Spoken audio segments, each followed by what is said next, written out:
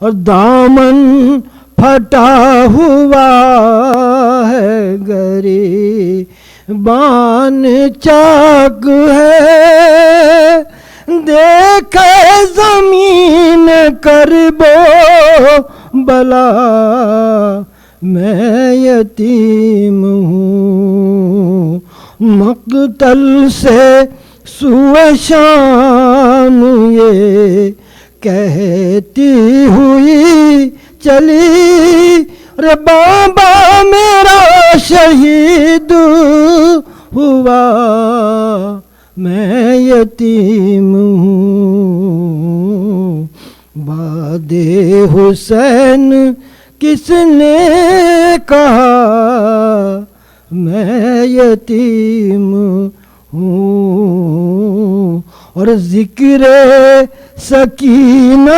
آتے ہی دل کانپ اٹھا سرور ذکر سکینہ آتے ہی دل کانپ اٹھا سرور جیسے کسی نے مجھ سے کہا میں یتیم ہوں مقتل سے آ رہی ہے صدا میں یتیم ہوں صلوات بر محمد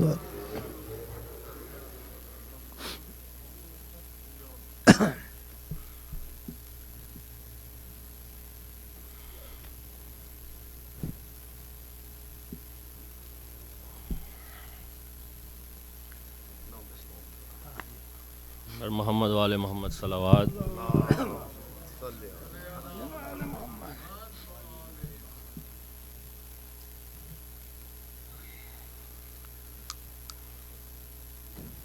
مرثیے کے چند بند پیش کروں گا ایک سورہ فاتحہ پڑھ لیجیے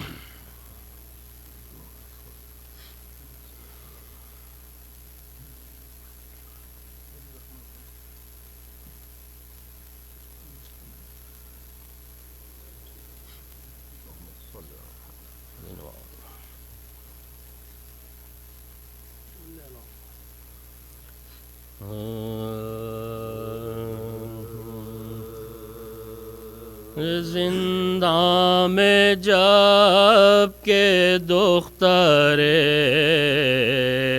شبیر مر گئی زندہ میں جب کہ دختر شبیر مر دنیا سے دافتن سفر خلد کر کنبے کے دل پہ داغ جدائی کا در غل پڑ گیا حسین کی عاشق گزر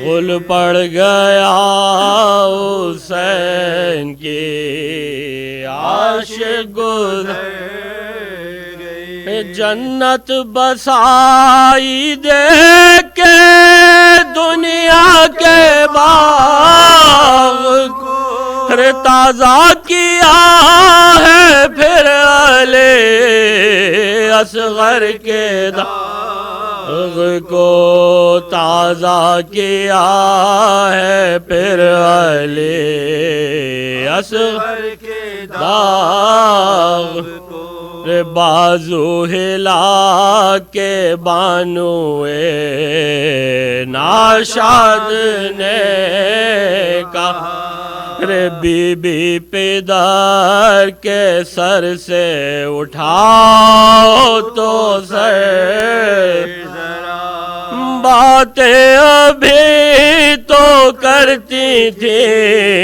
آنسو ساکت ہے نبض ہائے غزہ سرد دستوں پا ساکت ہے نبض ہائے غزہ سرد دست منہ دیکھتے ہی زیست کا نقشہ بدل گیا ارے کس وقت سانس رک گئے کب دم نکل گیا کس وقت سانس رک گئے کب دم نکل گیا ارے بچی یہ ماں تجھے کدھر اب ڈھونڈنے کو ہے غم رسیدہ تو نے قیامت کے دو چھٹ کر پیدر سے گھڑ کے کھائے تماچے ارے بی بی رسن بندھی تیری گردن میں ہائے بی بی رسن بندھی تیری گردن میں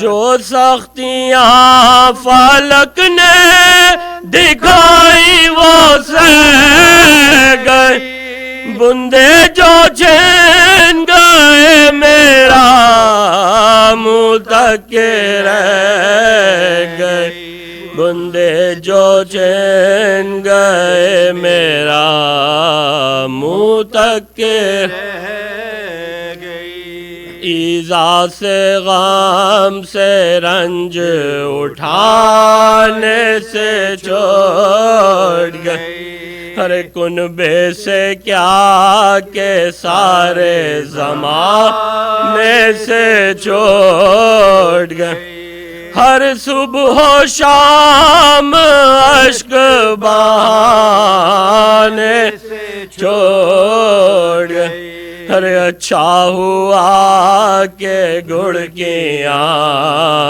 کھانے سے چھوڑ گئی اچھا ہوا کہ گڑ کی کھانے سے چھوڑ گئی نیند اڑ گئی تھی لوگوں کی بچی کے بین سے اب تو یزید رات کو سوئے گا چین سے اب تو یزید رات کو سوئے گا چین سے زندہ میں جب کہ دختر شابر مر گئے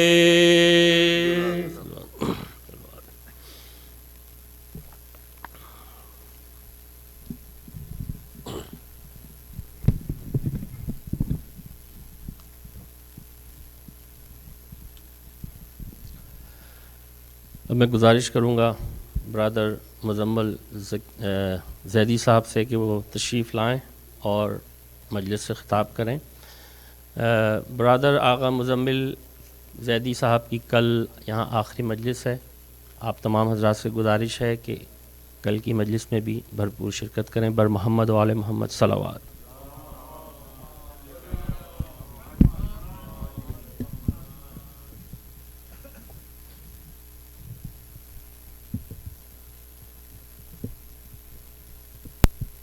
اعوذ باللہ من الشیطان الرجیم. بسم اللہ الرحمن الرحیم. والحمد للہ رب العالمین والصلاة والسلام علی سیدنا و نبینا ابی القاسم محمد. اللہم صلی علی محمد وعلی آلہ الطیبین الطاہرین المنتجبین سیما بقیت اللہ فی الارضین ولعن اللہ اعدائہم اجمعین الی قیام یوم الدین.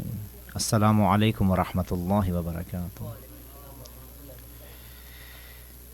We have been continuing our discussion regarding piety and how it is one of the criteria for the preparation of the reappearance of Imam of our time.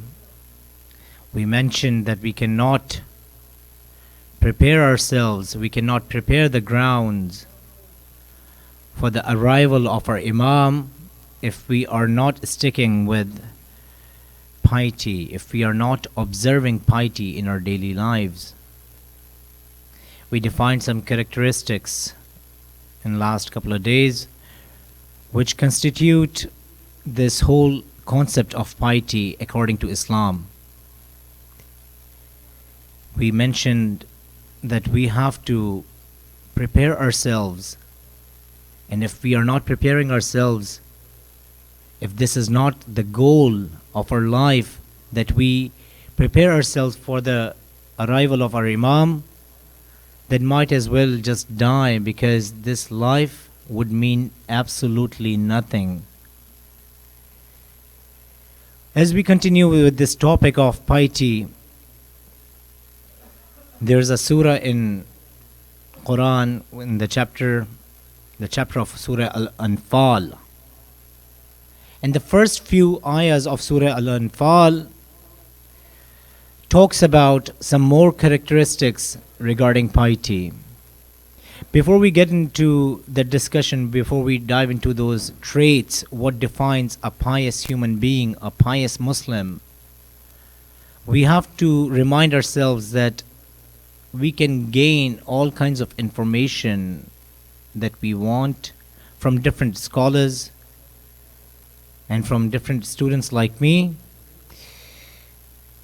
But unless and until we are going to be completely sold on those ideas, on those practices, on those traits, and until and unless we try our level best to implement those things, those information that we are gathering from these lectures or from those books, then it will stay as an information. There's a difference between information and knowledge. Knowledge is something that becomes the state of your heart, whereas information is something just gathering of collection of data. And we have to try our level best. We have to strive to transfer this information, whatever we are gathering, to knowledge, so that it becomes part of our system, so that whatever action that we make, whatever practices that we observe, those should reflect directly what is in our heart. Not just we have to make sure that we don't let this information stay in our heart, but rather it has to be translated in the actions. When we're talking about Surah Anfal, the first ayah talks about Bismillah ar-Rahman ar-Rahim, Yas'alunaka anil anfal, Qul al-anfal lillahi wa li-rasul, Qul al-anfal lillahi wa rasul, fattaqullaha wa aslihu zata baynakum wa atiyullaha wa rasulihi in kuntum mu'minin. It's talking about, the first part of the ayah is talking about, they will ask you about Anfal. They'll ask you what Anfal is. Basically, those unclaimed property, and I'm not going to discuss too much regarding that, but because that's not part of our discussion. But just to give you an idea what Anfal is, it constitutes every resource that belongs to one's country.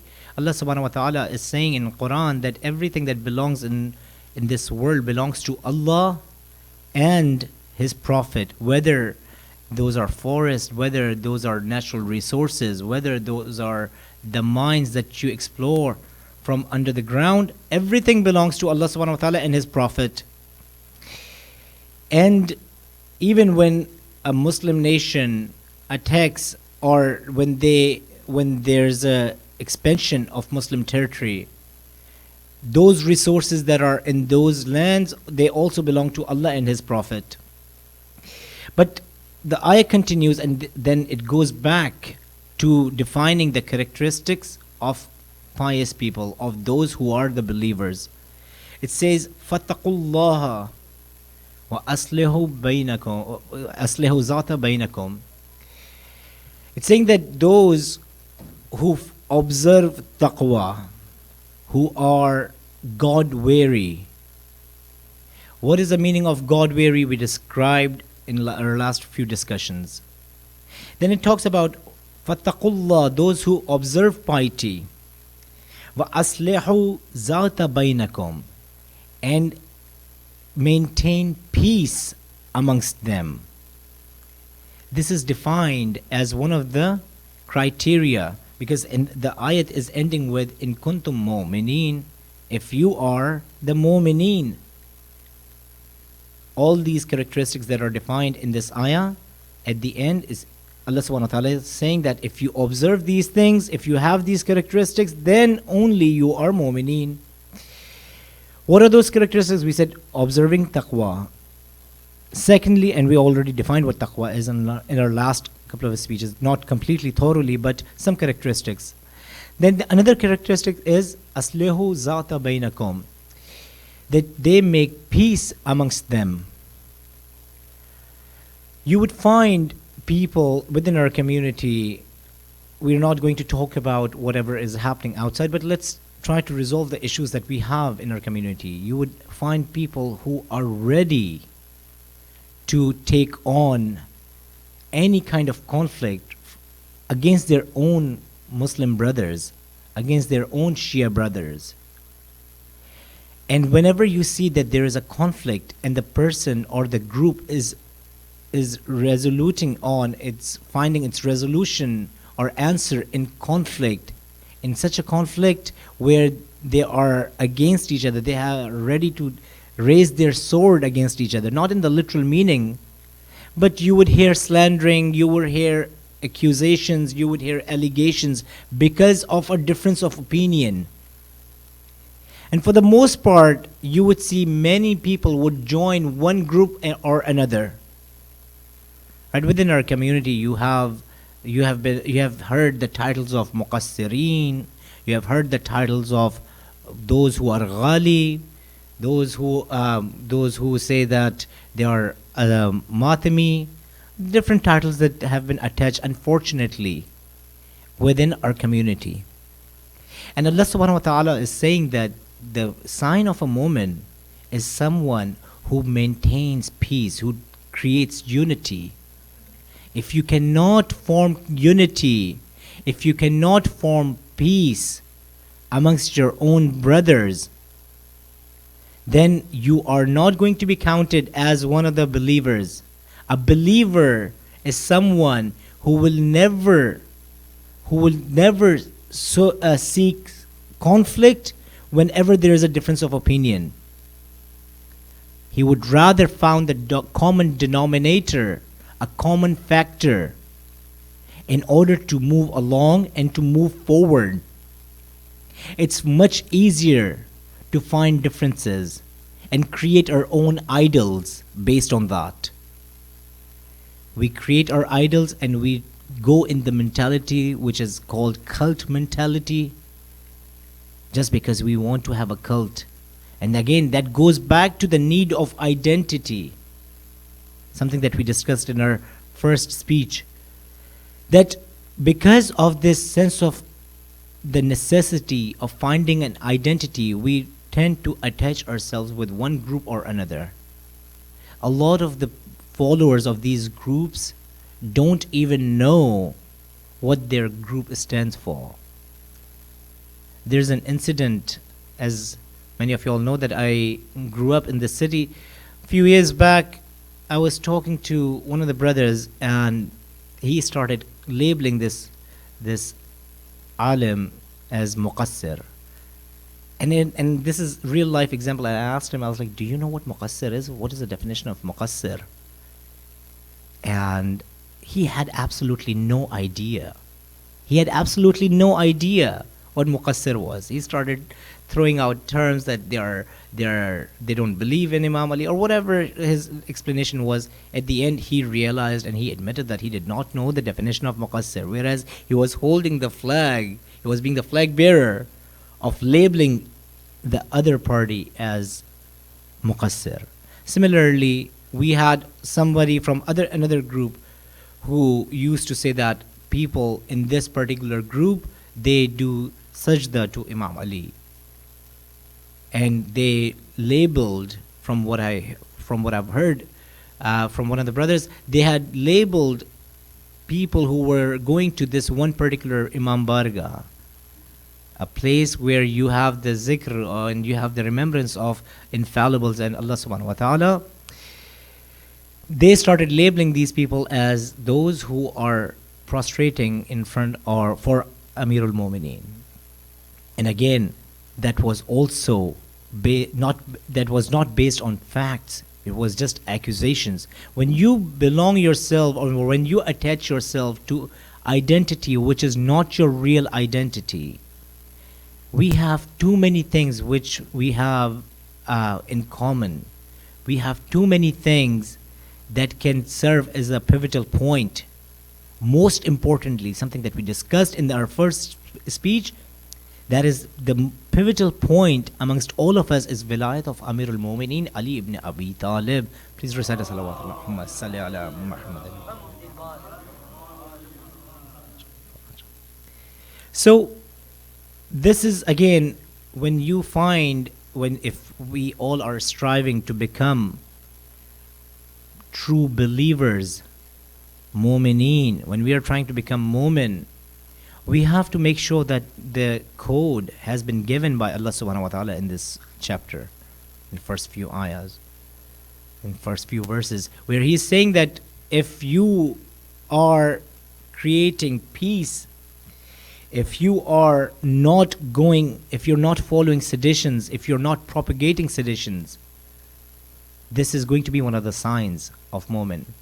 When you talk to these people, those who are always propagating the conflicts, who are always propagating the differences, who are showing anger and wrath towards their fellow believers, when you ask them to show this anger, to channelize this anger for the real enemy of Islam, at that point they have absolutely nothing to say.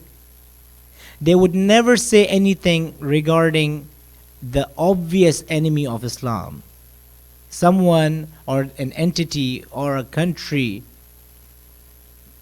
which people know, which is standing against the principles of Islam. You would never say anything about them. But yet, you would find very minute things with you, I mean those who are propagating these conflicts. You would see that they would never raise their voice against the oppression that is being committed on Muslims. They would never raise their voice against the cruelties that are happening in the Muslim world. They would never raise their voice or make any practical actions to stop the enemies of Islam, for example, attacking the holy shrines. So this is one of the things that, again, but they strive on the differences, the petty issues. And know this, that whenever you find a group that is propagating those petty issues, that are trying to create a discord amongst the believers, try to refrain from that person's or that group's gathering. The next ayah talks about wa atiullaha wa rasulihi in kuntum mu'minin. Wa atiullaha wa rasulihi. We talked about it in our previous speech as well. There's another dimension I want to share with you. When we are talking about following or having iman on Allah subhanahu wa ta'ala, when we are talking about being subservient to Allah subhanahu wa ta'ala and His commands, there has to be a difference between those who are following the religion versus those who claim themselves to be atheists, who are classifying themselves to be atheists. There has to be a difference. The difference cannot be, and it is not just based on the claims. It is not based on just verbal exercise. There has to be a difference in actions when we are talking about those who are believers and those who are not believers. What is the definition of iman? Iman basically means that you are attaching yourself, you are believing in something or some person or some institution or some school of thought to be the rightful thing to follow your life, to act in your life. This is how you're going to act in your life, whatever your iman is telling you. If your belief is guiding you towards certain thing, you know that this is the right path. It is going to reflect in your action. So you have two people, one who is claiming to be a Muslim and one who is not claiming to be a Muslim, one who is classifying himself as a non-believer, as a non-Muslim, as an atheist, whatever he might want to classify himself to be. What is going to be the difference? It does not make any sense just that one is claiming to be, or one is declaring himself Muslim while his actions are exactly like those who are not following the religion.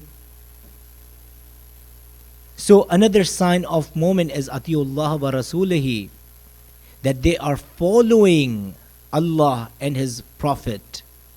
It has to show in your actions. Look, what we have been taught, and something that you have heard many times, that Iman is something that lies in your heart. Oh, this person does not do hijab, but hey, Iman lies in your heart. Or this person, God forbid, does not pray his wajibat or his mandatory namaz, mandatory salat.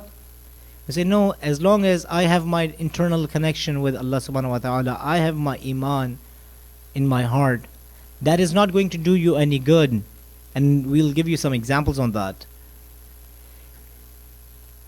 If it was only about the state of your heart and not actions, we have many that have gone by in history that did have Iman in their heart, but because it was not translated into their actions, they have been accursed by Allah and His prophets.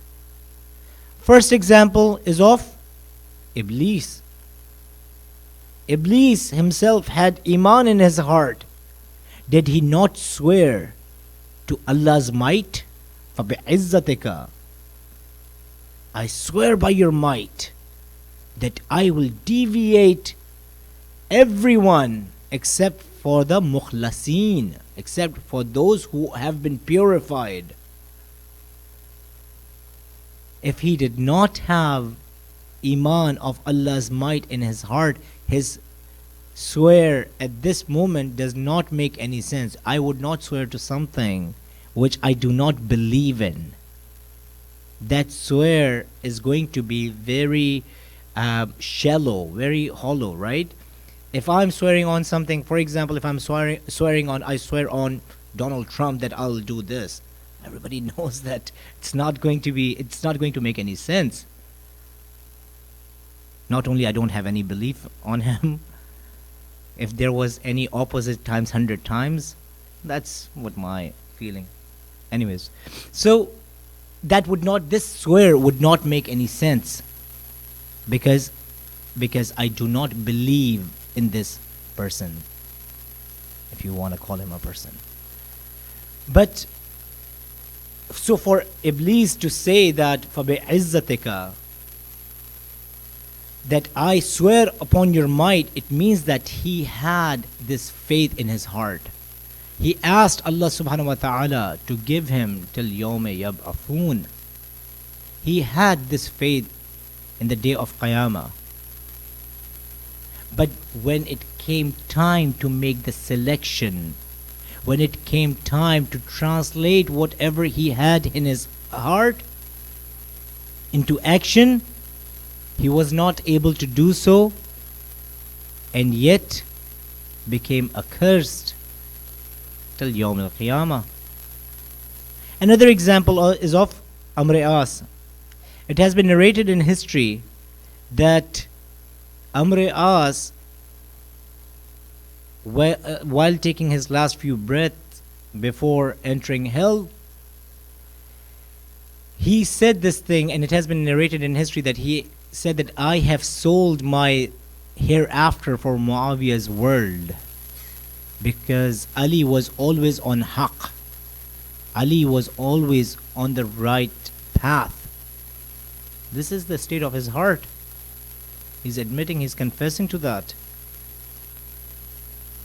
Are we supposed to read qasidas about him 14 centuries later? No, he's going to be la'anatullah for going against the representative of Allah subhanahu wa ta'ala, because he was not able to translate his whatever he had in his heart into actions for whatever reason. One of the main reasons was the love of this world, which I'm sure that none of you are afflicted with, inshallah. So this was one of the main reasons, right? He was not able. So iman is not something which is in your heart. One last example. While Abu Abdullah al-Hussein, please recite a salawat. Allahumma salli ala Muhammadin wa ala Muhammad wa ajal faraj. While he was on his way from Makkah to Kufa, he came across with someone, asked about the conditions of Kufa. The person responded with saying, their hearts are with you, but their swords are against you. And this was true to its core. When they invited Abu Abdullah al-Hussein, they literally needed him as their imam.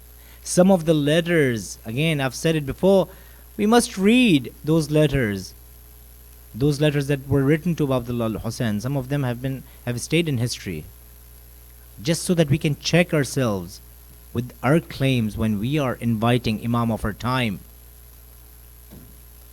Those letters, like where you read those letters and you would see that those letters could not have been written out of deception. Yes, there were people who were trying to deceive Abu Abdullah, but many of them did not want to deceive him. But when it came time to make selection, they were not able to follow whatever was in their heart. They were not able to put that in practice. So Atiullah wa Rasulihi, when we are talking about, there has to be a difference between the believer of 21st century versus that person who is non-Muslim. And it is not going to be merely just by saying that I'm Muslim and he's not. It's going to be dictated with your actions, and especially to our youth. When you go to universities, when you go to your high school, or when you go to your schools, the best form of preaching is through your actions. This one companion came to our sixth Imam, Imam Jafar al-Sadiq, Allahumma salli ala Muhammadin wa ala Muhammadin wa ala Muhammad. He came to our sixth Imam and he asked him that, I am going to preach some people. What is your advice? What are you going to advise me? To which Imam responded that do not, or try not to preach with your tongue. Again, paraphrasing, but this is exactly what he meant, that try not to preach with your tongue. Preach with your actions. Preach with your actions. Innama a'malu bin niyat has been misinterpreted and misused several times. Yes, niyat is important. Intentions are very important. Of course, if you have actions without the intentions, without the right intentions, we gave the example yesterday, all those charities that are being done that does not have Allah subhanahu wa ta'ala in them, they are not going to do any good to them in hereafter. So, but at the same time, when you have the right intention, when you have the right state of heart, when you have the right belief, that belief has to be translated in action. Just the belief in itself is not going to do any good to our akhirah. There has to be a difference between those who are following and those who are not. Please recite a salawat. Muhammadan wa ala Muhammad wa ajal faraja. So Iman, again, moment comes from Iman, those who are believers of the belief of Iman. You can have Iman on Taghut, on Ghair Allah, on someone that is not Allah, and you can have Iman on Allah subhanahu wa ta'ala. When you have iman on Allah subhanahu wa ta'ala, He does not allow you to have any kind of dependence on anyone but Allah subhanahu wa ta'ala. The ayah continues when it says that in kuntum mu'mineen, they observe taqwa, they try to maintain unity, or they try to maintain peace amongst each other, and they follow Allah and His Prophet. They are the ones, you are going to do all of that in kuntum mu'mineen, if you are mu'mineen. Now, who are the mu'mineen? Allah subhanahu wa ta'ala over here in the next ayah says, إِنَّمَا الْمُؤْمِنُونَ الَّذِينَ إِذَا ذُكِرَ اللَّهَ وَجِلَتْ قُلُوبُهُمْ. Again, we mentioned innama means that when you are putting all the boundaries and nothing else can be included in that, it is only and only times 100. There is no other reason. So whenever Allah subhanahu wa ta'ala is using innama, it means that only and only times 100. So He's saying innamal mu'minuna, only and only and only times 100. The mu'mineen are those allazina iza zukirallaha, when there is a remembrance of Allah subhanahu wa ta'ala, when there is a discussion about Allah subhanahu wa ta'ala, wajilat qulubuhum, their heart becomes full of fear. This is a sign of a mu'min. What do we mean when we are saying that their heart becomes full of fear? Is this fear different, or are there different kind of fears that we have? There's one fear, if you were speeding and you got caught and you got a ticket and you go in front of the judge, you know that you had messed up, you know that you had violated the laws, and hence you are going to be penalized for that. There's one kind of fear, in fear of penalty, when you have committed something wrong. But what if somebody comes and says that I have never committed any sin? Should he not have fear? Whereas Allah subhanahu wa ta'ala is saying that it is one of the sign of the mu'mineen that their heart becomes full of fear whenever there's a discussion about Allah subhanahu wa ta'ala. Now this fear is different from someone who has committed the crime. Put yourself in a situation like whenever, and because of the lack of better word, because there are a lot of terms in Arabic that cannot be translated in English or in any other language.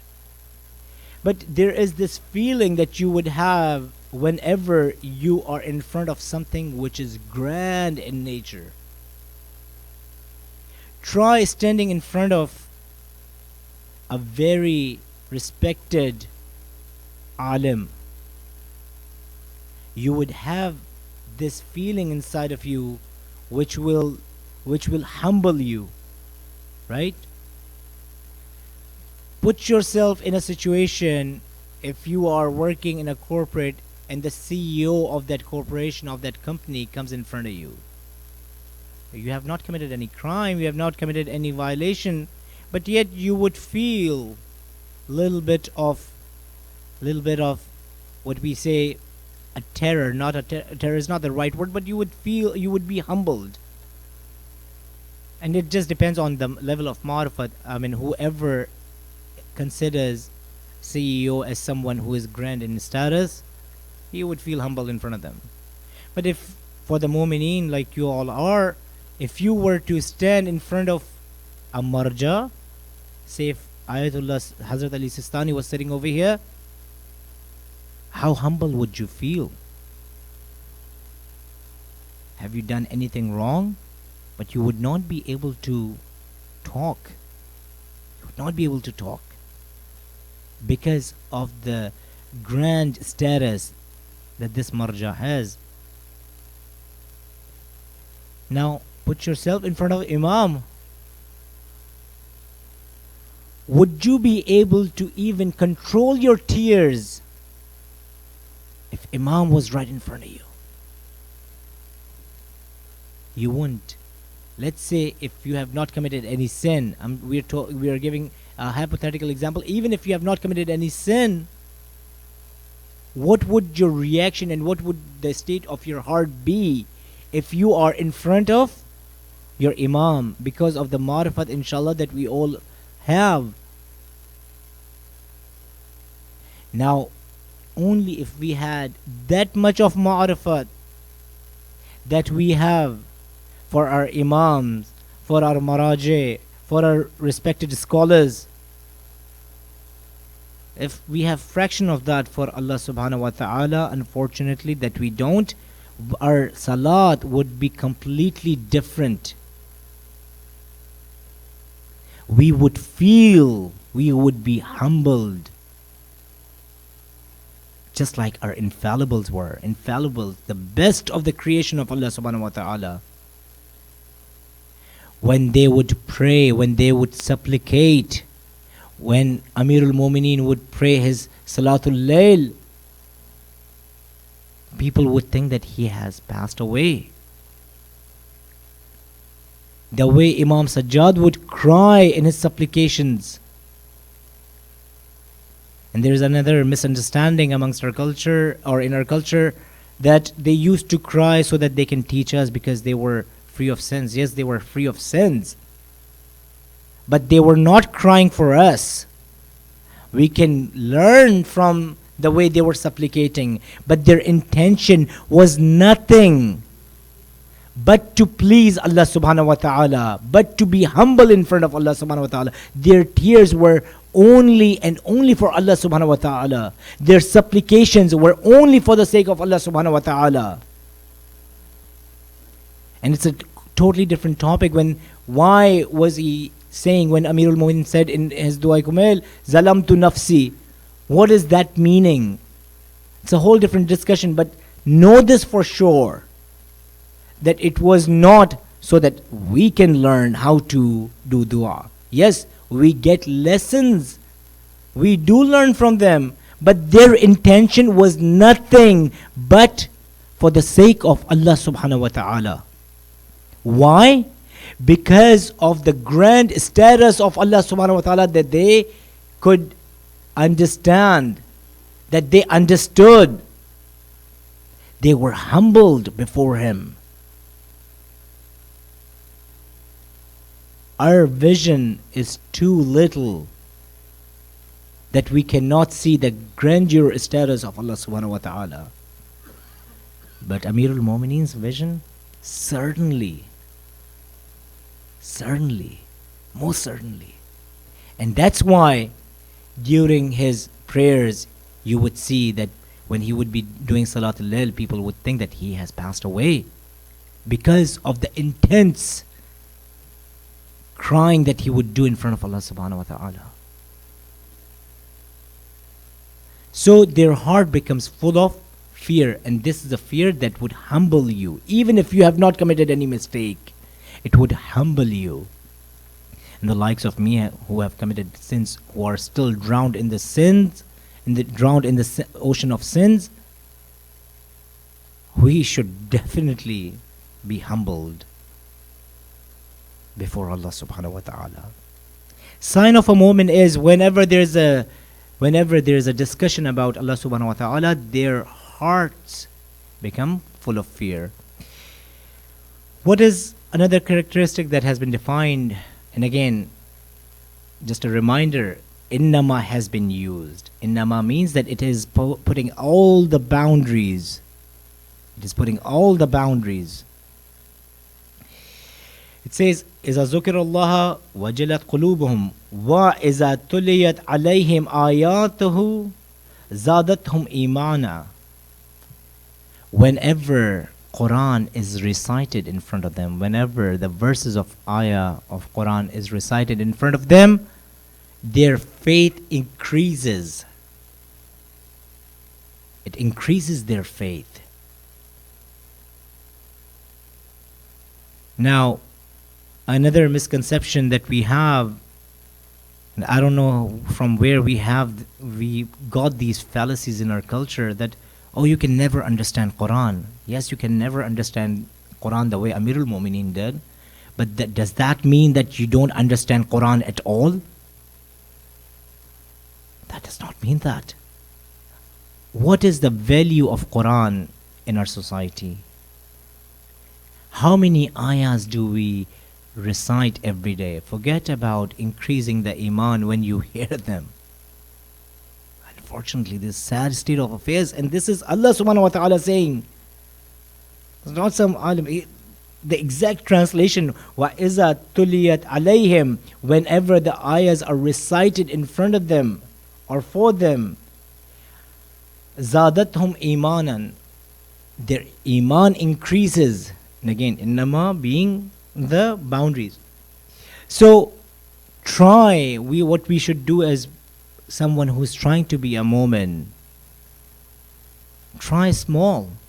Try with few verses of Quran. Read them in Arabic. Do not alternate English or Urdu with Arabic. Read Arabic. Those are divine words. So they have blessing of their own. Read Arabic and then do read the translation. Do read the tafasir, interpretation or the commentary of the ayahs. Even if it's 1 or 2 or 3, start gradually, start from tonight. If we are not already, we have literally, Allah, Prophet, when he left 2 things. He left Quran and his Ahl Bayt, his family.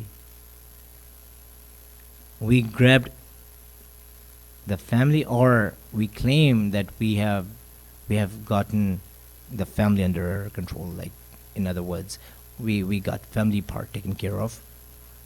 But what about Quran? It was not either this or that. It was both. So the sign of a moment, when the ayahs are read, because they understand, because they are trying to understand the meaning of Quran, what Allah subhanahu wa ta'ala is trying to tell us, how Allah subhanahu wa ta'ala is trying to guide us. In practical action, it would require us to move, to make some actions. Then it says, وَعَلَى رَبَّهُمْ يَتَوَكَّلُونَ. They only rely on Allah subhanahu wa ta'ala. Now, again, some misconceptions about tawakkul and how Allah wants us to do tawakkul.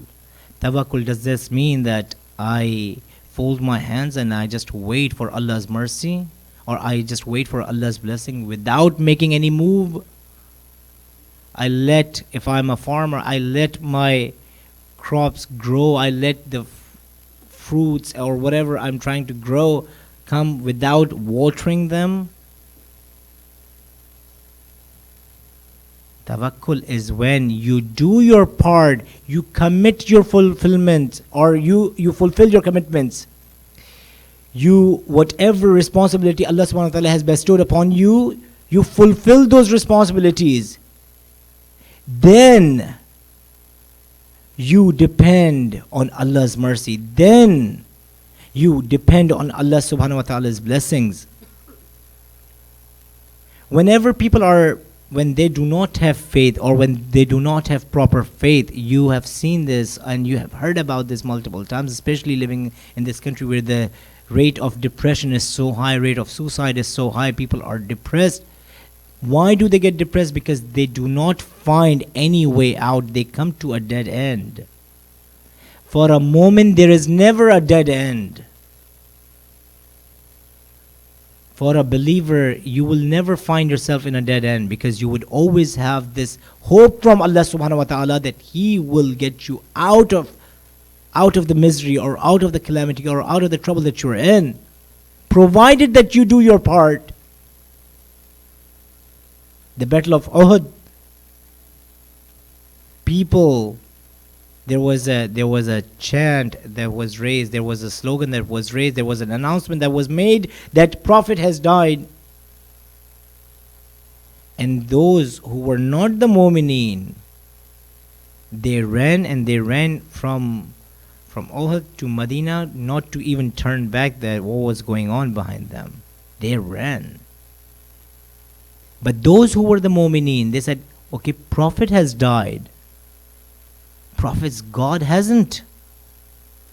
There is no dead end for me, or there is no dead end for the believer. We are going to keep struggling in the way of Allah subhanahu wa ta'ala. And Allah will provide victory. We have tremendous amount of examples in our contemporary times. Let's not even talk about 14 centuries ago. At times you have this huge arrogant power. The Pharaohs have always occurred, or they have always existed. We have Pharaoh in our time as well, trying to do their whatever strategies that they're trying to implement. They are trying their level best to crush some believers. The example of Arba'in is a prime example. Daesh came. You had the propagation of so-called political unrest. There was an assassination attempt on Syed al-Sistani. There were bomb threats. Tried their level best to stop people from going to Arba'in. When you believe in the promise of Allah subhanahu wa ta'ala, the victories are guaranteed. The mainstream media can make documentaries after documentaries to defame this phenomena. But they have to understand, we need to understand that this is not our doing. This is not the doing of common people. This is Allah's promise. Allah says in the Quran, you remember me, I'll remember you. Imam Hussain remembered Allah subhanahu wa ta'ala throughout his life. Allah subhanahu wa ta'ala will make people remember Abu Abdullah al-Hussein till the day of judgment. This Arba'in walk is a very special phenomena. And again, the victory was guaranteed and is guaranteed for those who do their part and then do tawakkul to Allah subhanahu wa ta'ala. You cannot just sit and wait for Allah's blessing while Muslims are getting oppressed, while you see oppression happening in front of you. And some of the examples that we gave of oppression that is within our community yesterday, right?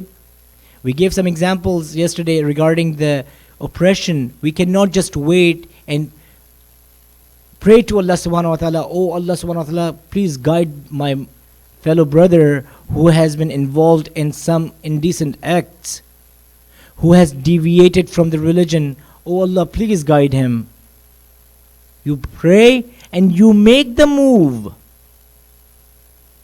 You cannot just wait and you cannot just keep praying. Similarly, when it comes to Imam of our time, you cannot just keep praying that, oh Allah, please hasten the reappearance of our Imam, while I just sit idle and be indifferent about what my responsibilities are during his occultation. How am I supposed to prepare for the arrival of Imam? You can keep praying for the rest of your life. The whole of humanity can keep praying. But unless and until there is going to be a movement from our part, unless and until our Iman is going to be backed by actions, rest assured, we will keep living in this occultation. Please recite a salawat.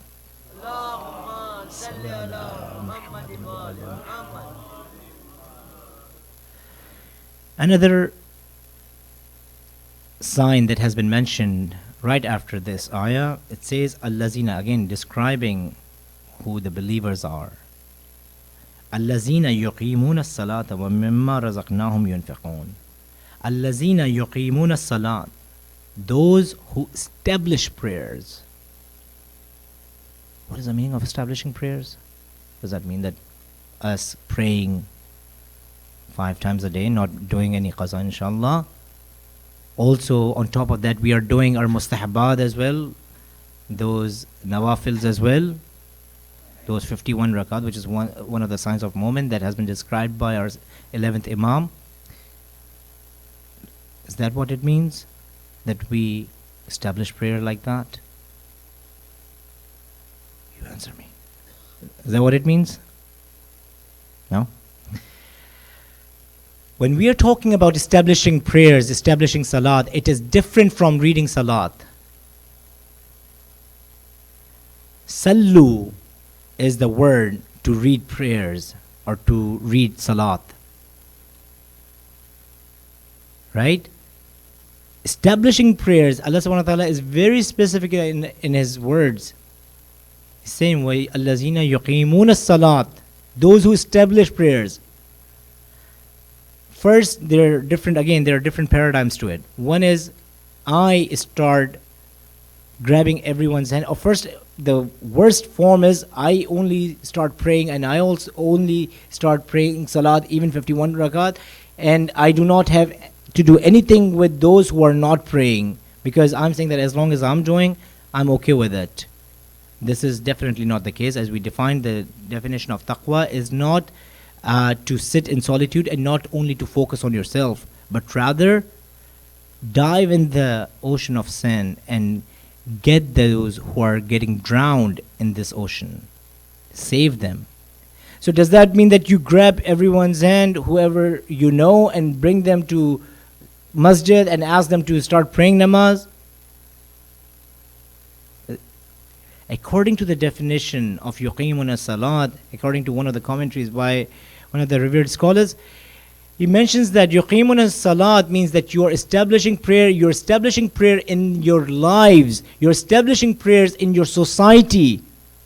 When you say iyyaka na'budu wa iyyaka nasta'in, when the whole society is saying that we only worship you, which means that whoever comes in front of me, I am not going, just because of my materialistic and worldly gains, I'm not going to worship him, not in the literal sense, but I am not going to be dependent upon him. I'm only going to be dependent on Allah subhanahu wa ta'ala.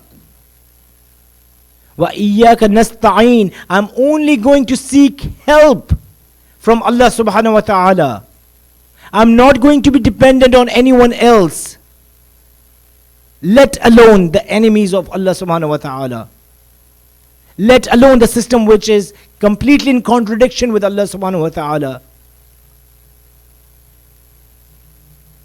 Iyyaka na'budu wa iyyaka nasta'in. When the whole society is establishing that, when the whole society is reciting that 5 times during their 5 prayers in the day, at least 10 times a day, and when they literally start meaning whatever they are saying, when they start implementing, which is the requirement of Iman, in their action, whatever they're reciting in Salat, when they start implementing that, that's when you know that you are yuqimuna salat.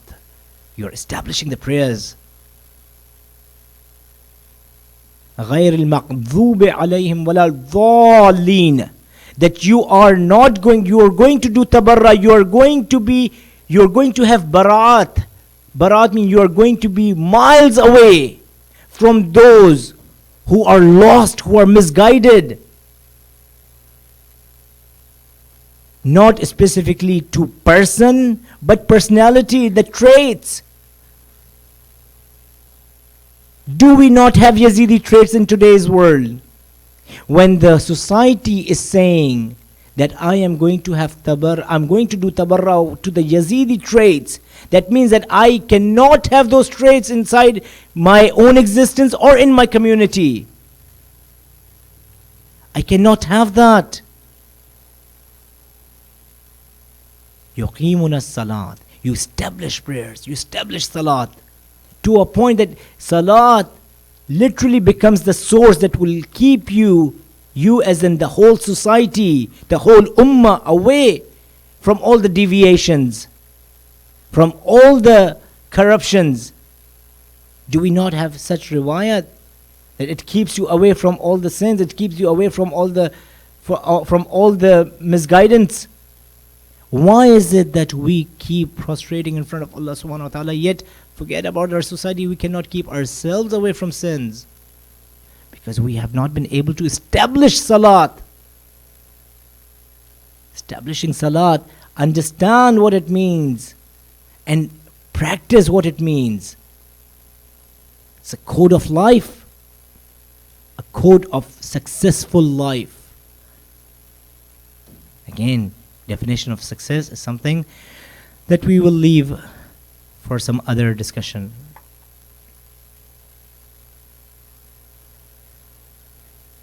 ہم لوگ ایام ازاں اور سفر کے ان دنوں میں ہیں جو کہ منسوب کیے جاتے ہیں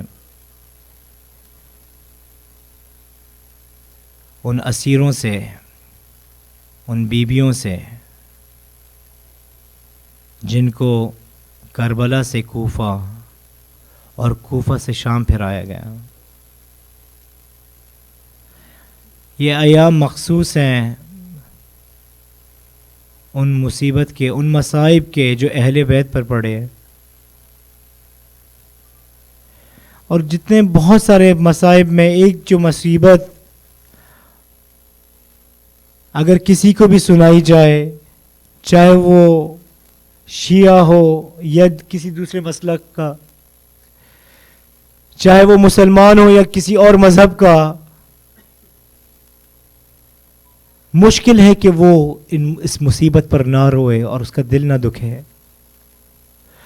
وہ مصیبت ہے 4 سالہ بیٹی ابا عبداللہ کی، حضرت سکینہ یا حضرت رقیہ.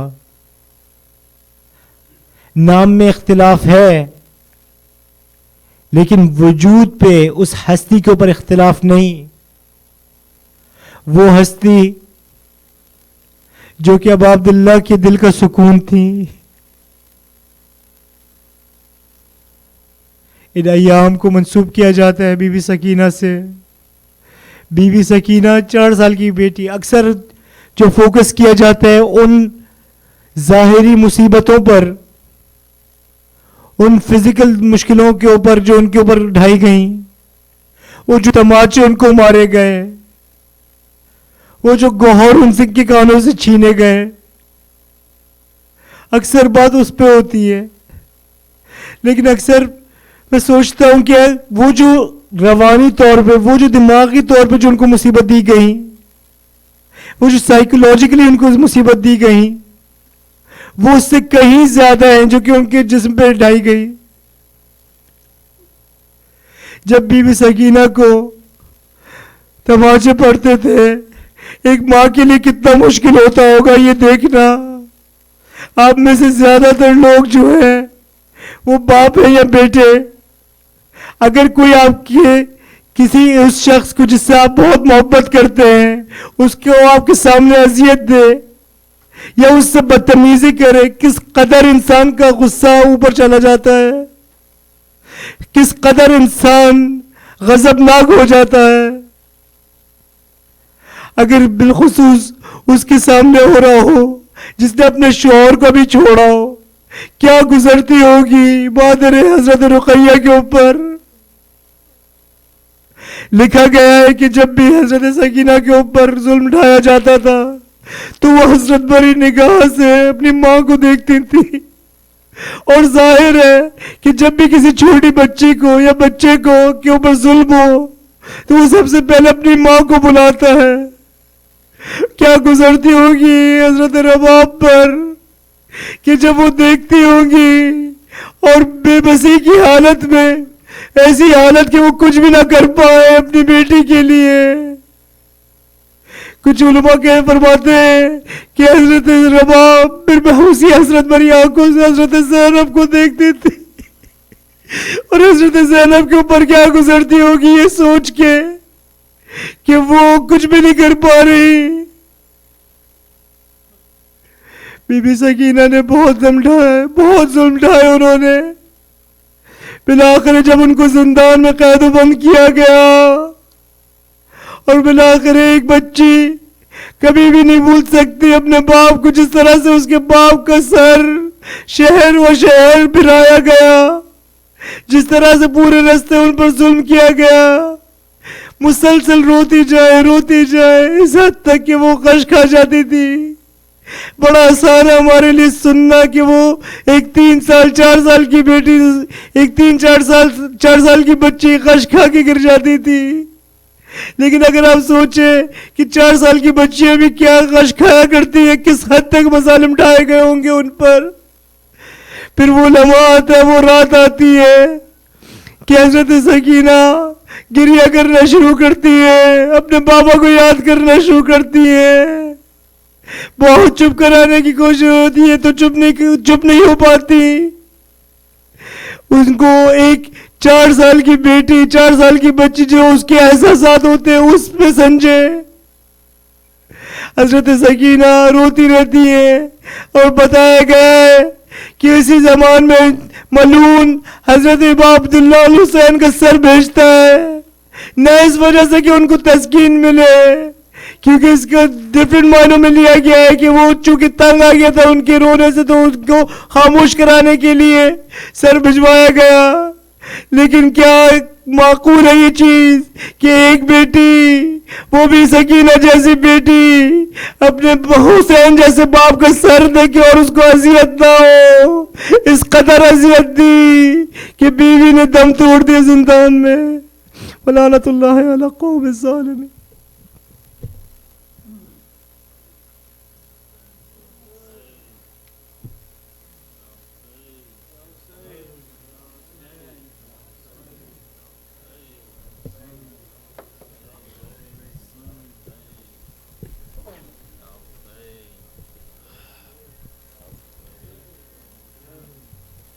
ایک چھوٹی سی لحد دیکھو بنا کر عابد، ایک چھوٹی سی لحد دیکھو بنا کر عابد. خون رویا ہے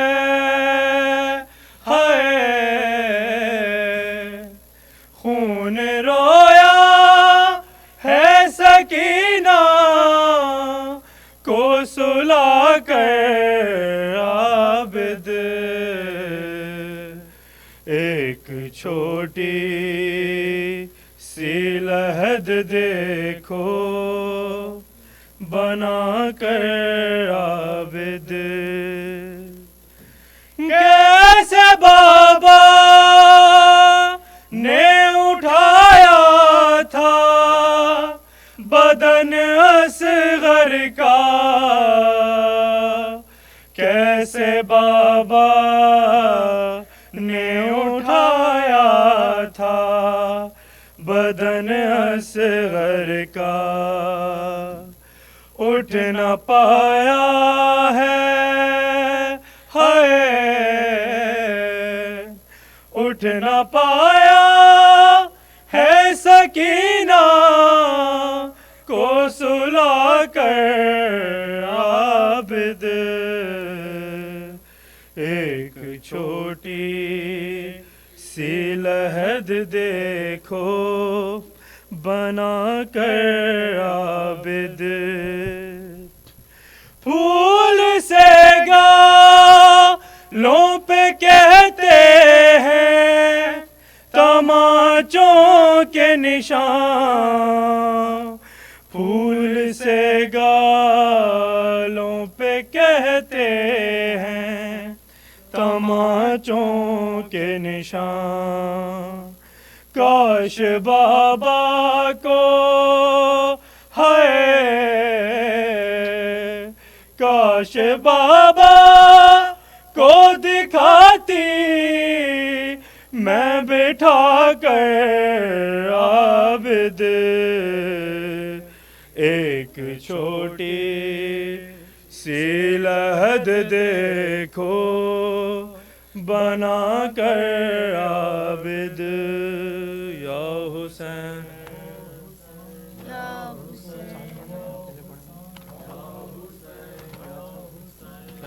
حسین حسین یا حسین یا حسین یا حسین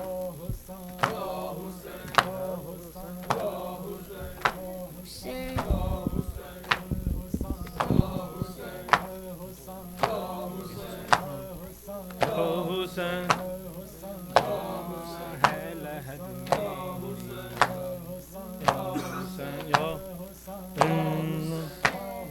یا حسین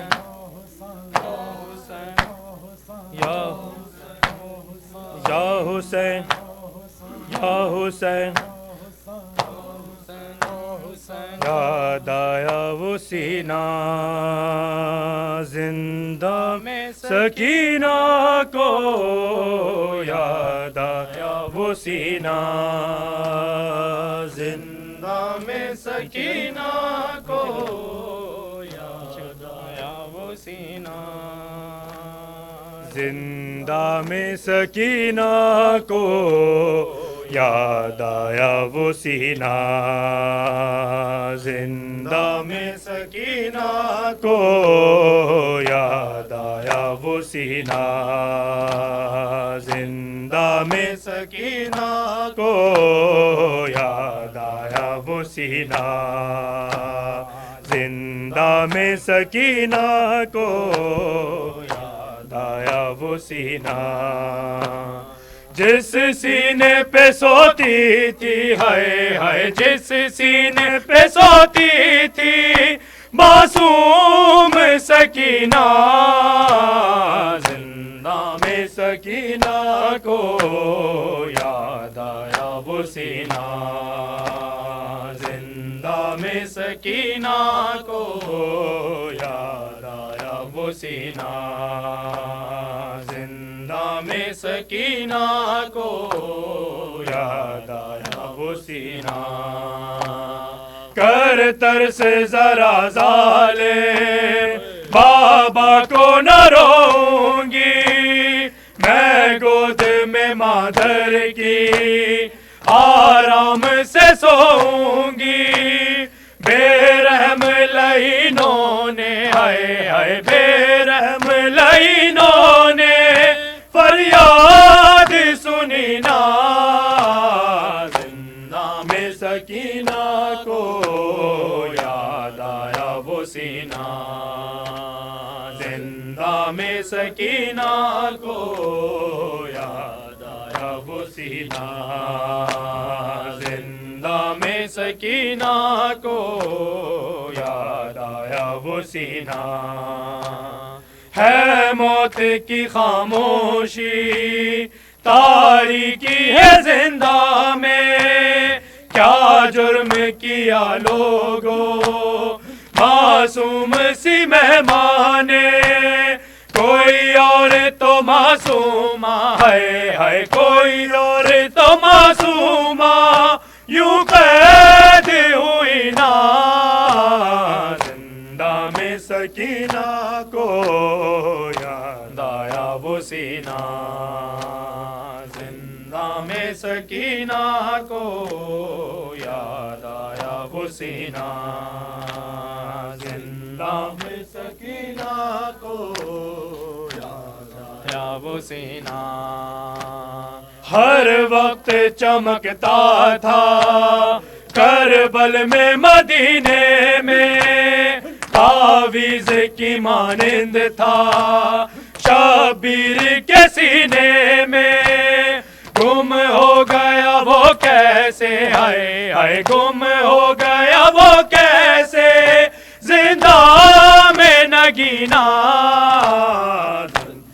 میں سکینہ کو یاد آیا وہ سینہ زندہ میں سکینہ کو یاد آیا وہ سینہ زندہ میں سکینہ کو یاد آیا وہ سینہ کر ترس ذرا ظالم بابا کو نہ روؤں گی میں گود میں مادر کی آرام سے سوؤں گی بے رحم لعینوں نے ہائے ہائے بے رحم لعینوں نے فریاد سنی نا زندہ میں سکینہ کو یاد آیا وہ سینہ زندہ میں سکینہ کو یاد آیا وہ سینہ زندہ میں سکینہ کو یاد آیا وہ سینہ جس سینے پہ سوتی تھی ہائے ہائے جس سینے پہ سوتی تھی معصوم سکینہ زندہ میں سکینہ کو یاد آیا وہ سینہ